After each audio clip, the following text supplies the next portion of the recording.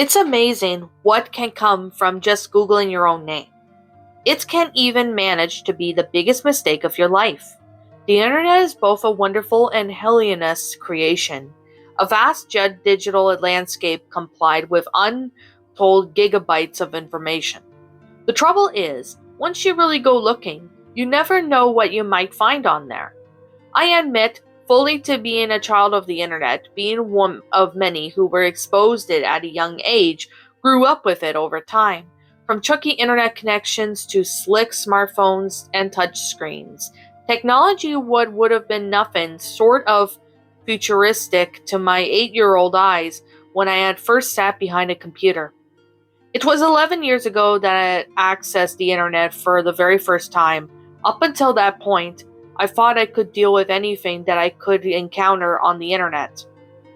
But I admit that the internet isn't as wonderful as I seem to make it out to be.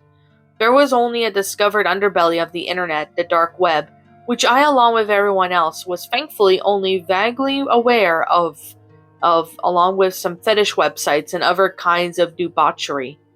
Over the years, I have been exposed to things far beyond my age range and understanding. Probably everyone at this point in their lives has seen something either weird, horrifying, or both on the internet.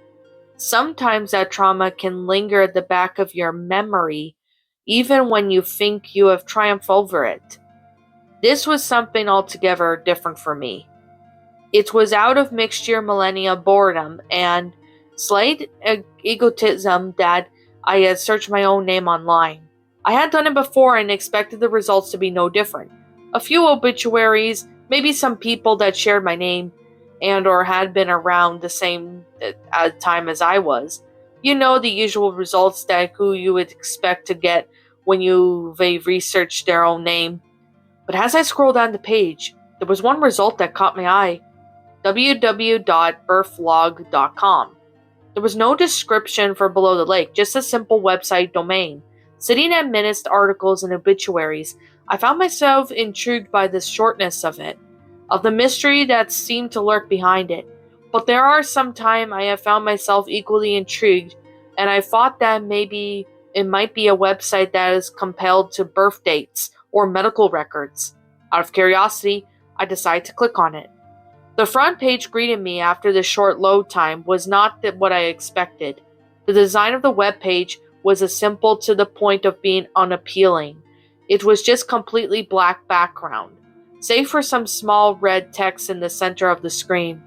As I scrolled downwards, I realized it to be a set of 8-digit codes, each uniquely numbered, stretching down almost endlessly. To be honest, it took me aback a little. I wasn't expecting something so simple to have such an amount of text, and it had been almost never seen on a website, and I was almost afraid that I might crash my computer. I found my interest hovering over such one line, 030219998. As I revolved the cursor over it, I realized that it was a link to another page. As soon as I realized that all the other lines' numbers were there to separate pages, each assigned with that individual line of code. Of course, I have clicked on any other available one of them, but that was just an order of numbers that caught my attention. There was something almost familiar about the number jumble I had found. After hesitantly clicked on the link, it directed me to a white web page with a single video in its center. I suddenly felt a little anxious about playing the unmarked video, with no prior knowledge of what I might be in for. I was afraid it might be just another screamer prank, or even worse, some twisted porn video. However, just as I was about to close the window, the video began to play it by itself. The video was a shot of black and white from what looked like the security camera feed. It was completely silent, and it was filming what looked like a sterilized operating program room, where a figure was lying on a gurney on the center of the room.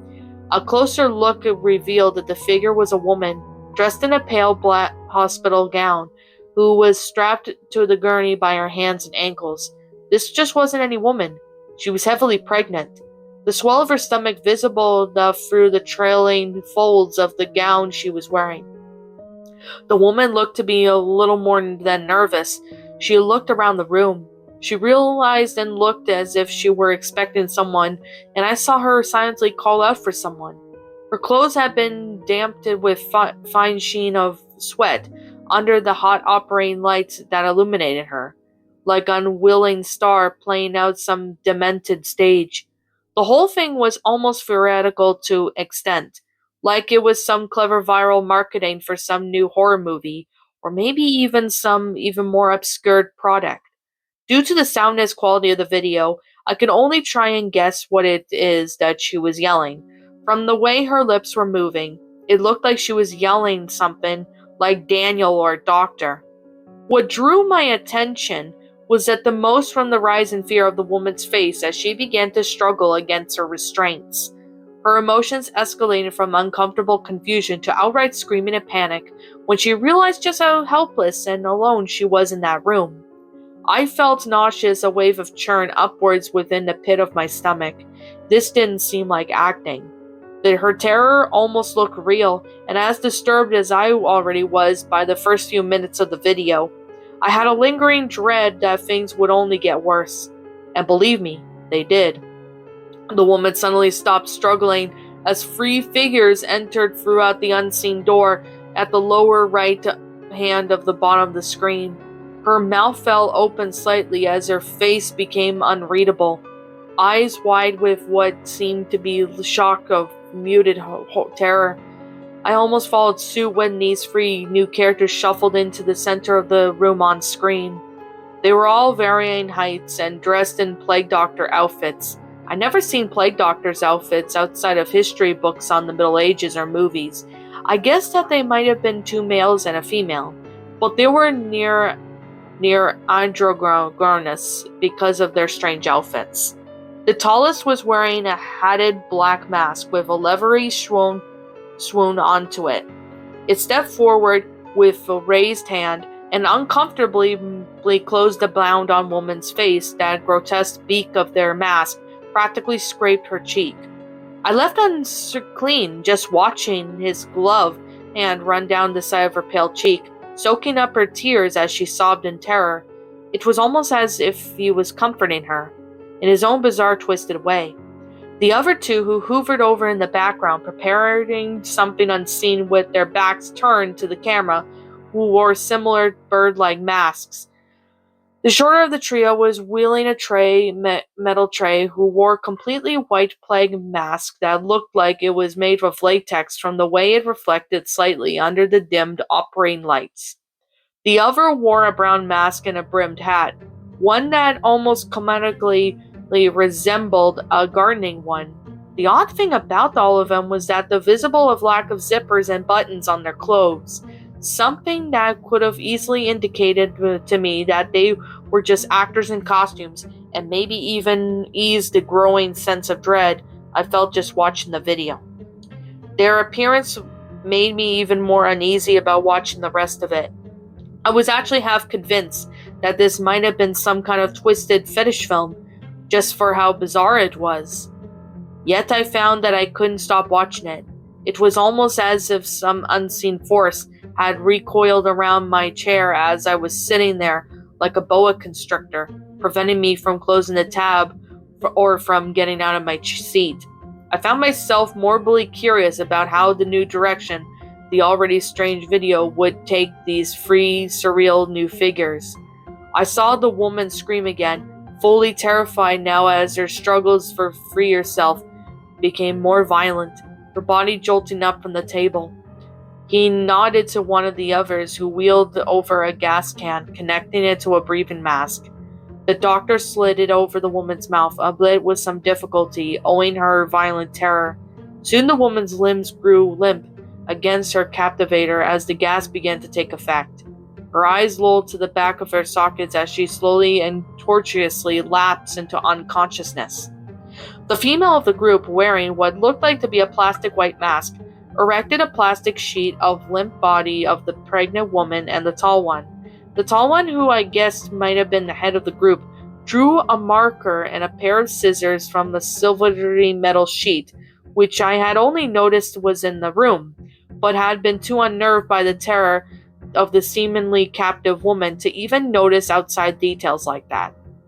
They cut away the clothes, exposing the pale skin of her vulnerable, swollen belly, smattered with the pinkish red stretch marks.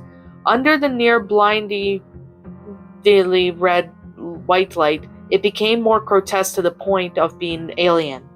Instead of beautiful as it should have been, he began drawing an incision down her stomach, plotting each tiny dash as if it was a map.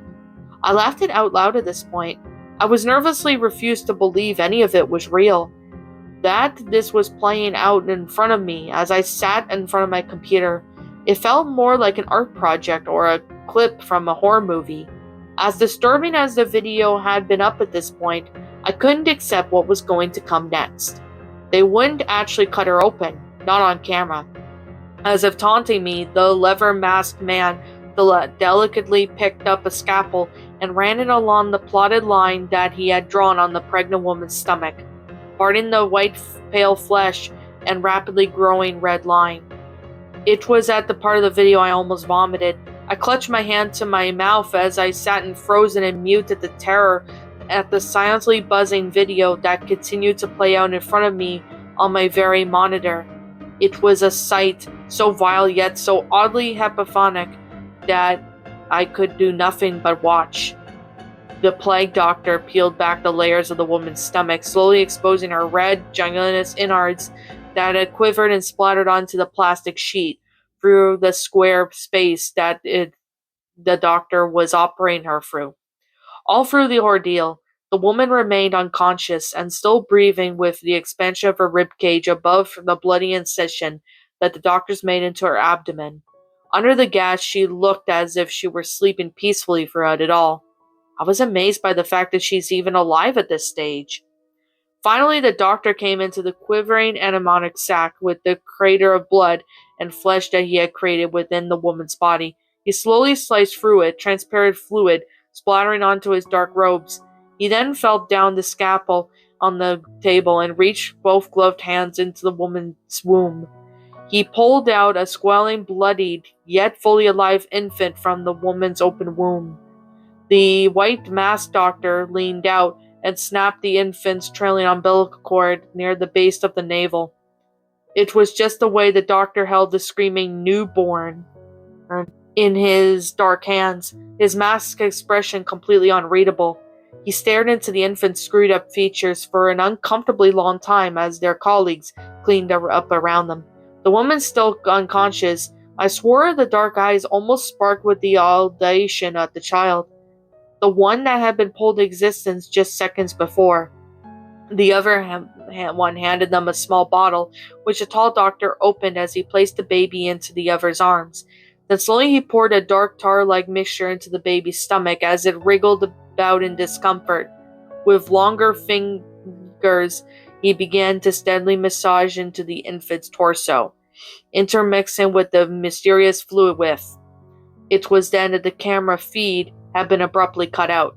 Despite the increasingly disturbing events that had unfolded before me, it was only then I jolted in my seats. The screen was black for about 5 seconds before it unexpectedly cut back to the video. The brightness of the new footage, when compared to the darkness that I had been used to watching from the very first start of the video, made me shut my eyes. This new camera angle was more awkward. The camera being handled by an uncertain hand rather than just being fixed to a wall, as it had been for the last 15 minutes. It was clearly some home movie. The footage was a full color this time, now in a maternity ward where rows of exhausted new mothers lay with their hospital beds, surrounded by husbands and loved ones as they stared lovingly over their newborn babies, snuggling in their arms. The camera's view shifted towards one such mother and her baby, despite the tiredness plastered across her features and the disarrayed strands of hair that half covered her face. It was only the daylight that I was able to see the woman's face, despite the cheery talk between her and the cameraman, who I now guessed to be her husband, as they fawned over their sleeping little baby. My heart froze at the sight of her.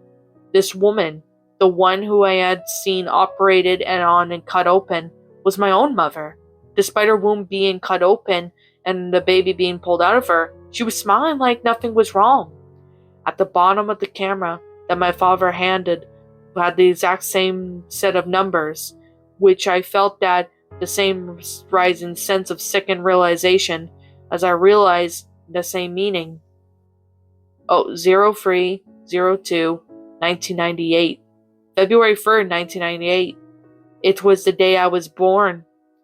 The baby that my mother lovingly stroked in her arms, that very child had been cut out by those three strange things, was me. As impossible as the whole situation seemed to be at the very moment of watching, I had witnessed my own birth on the internet. It was all too much for me to take. I closed the page as quickly as I could, and then rushed upstairs to the bathroom, where I gladly purged the contents of my rapidly churning stomach into the toilet. After recovering some courage to go back online, I erased my hard drive. I wanted no trace of that website on my computer. I refused to let myself be reminded of that horrible video. To the random lines of those number on the sites, they hadn't been just random, but completely separated dates of birth, links to the other individuals' pages just like my own. What they led to, I don't know, nor do I wish to find out. For the next week and a half, I had nightmares about the plague doctors, practically the tall one, in my dreams. He would loom over me in the shadows of my bedroom, as I lay there in my bed, the same way he had loomed over me and bound my mother on that hospital table, with that damnable small bottle in his hands. He would force my mouth open before I had the chance to scream, pouring that black tar liquid into my mouth. I felt seep into my mouth and down my throat into my stomach, suffocating me, and I would usually wake up screaming, scratching at my throat until dry blood caked on the underline of my fingernails. It wasn't, if I wasn't new to disturbing things on the internet. I'd seen horror movies, read more than a few stories on the internet, not entirely like the one I'm telling you now. It would have been easy to think of it all as some sort of huge coincidence, or at worst, some sick elaborate prank. But this was different. The whole thing felt raw, real. I knew, in spite of how much I had tried to convince myself otherwise, that nothing had been staged about it. Even the whole movie at the end had somehow been pilfered from my family's own personal belongings, as I now recalled seeing it as a child on a VHS somewhere. How the website managed to attain such footage, along with the video of my birth, terrified and intrigued me. Once I had calmed down and from the initial shock of the video, despite the reason screaming at me for not doing so, I need to find out more about birthlog.com, the identities of most mysterious masked doctors, just why they had done such a thing to my mother, and where I had truly came from. Knowing seeming to be the carefree for what I had witnessed, as if just affirming that what I had just seen was indeed real, and somehow would cleanse it from my memory, and perhaps get the nightmares that I was having to stop. I nervously asked a few more technically minded friends if they had heard of a website called Birthlog. They had shaken their heads, as if their few searches on the internet turned up nothing. Not even on the dark web, which one or two of them actually brave or foolish enough to go frequent. There was nothing, absolutely nothing. It was as if all traces of it had been purged from the face of the planet. Eventually I gave up asking them, decided then that I would just be the only other time I would ever want to see the plague doctor again was in my own nightmares.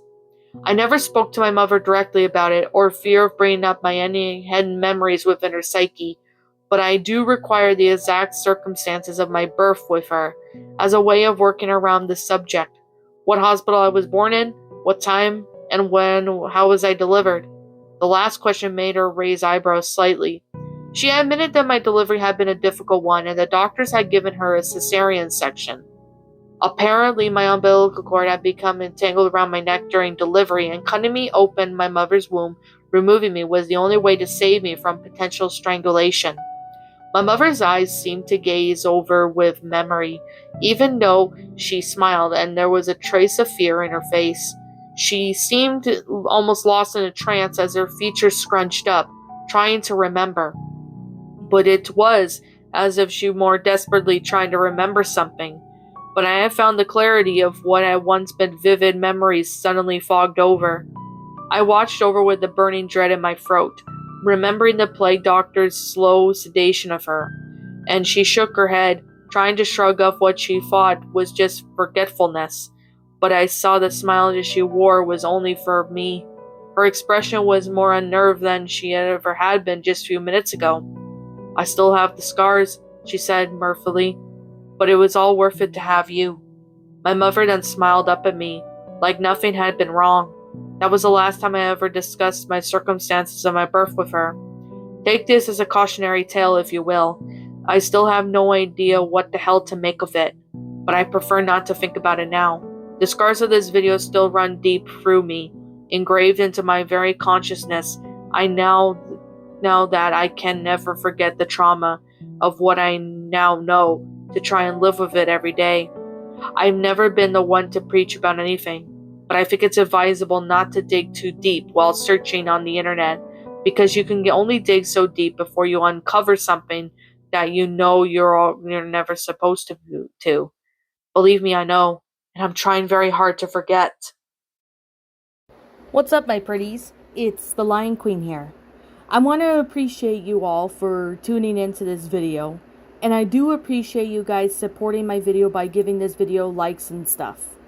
If you really enjoyed this video, be sure to leave a like, comment and subscribe if you're new, ring the bell for notifications to when I upload so that way you guys will get updated for whenever I upload. If you want to follow me on Twitter or DeviantArt, feel free to leave a follow on those if you are interested in following me on those socials. If you want to support my backup channel, known as Ms. Dark Shigo, feel free to subscribe to it, as a link to that will also be in the About page section. And with that being said, and that being the case, thank you so much for watching, my pretties, and as always, stay pretty.